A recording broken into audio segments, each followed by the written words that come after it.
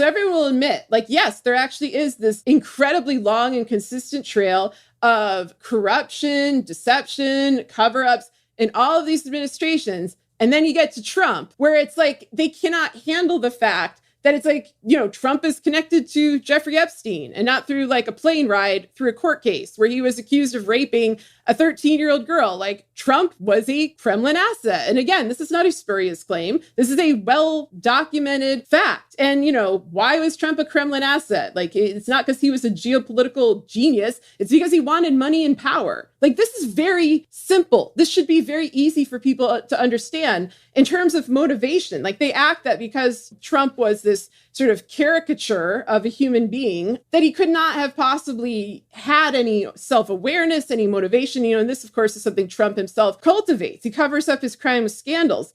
And it's amazing to me that people who could see through all these previous administrations cannot seem to grasp that Trump was both similar and that he was worse. He was a culmination. And now we're dealing with the aftermath of that culmination. And we're dealing with the same tactics with Havana syndrome, with cyber attacks, with spying, with social media propaganda campaigns, with all of this, and no recourse and no responsibility and no integrity from the Biden administration in terms of really standing up to the threat. Because I think part of standing up to the threat is clarifying that threat to the American public. And I think they're hesitant to do this also because they are afraid of Trump's supporters. And, I think it's right to be afraid of people who are violent, who are storming the Capitol and so on. But I think every American, doesn't matter who you voted for, doesn't matter what you believe, you deserve to know the truth. You absolutely deserve to know the truth about everything bad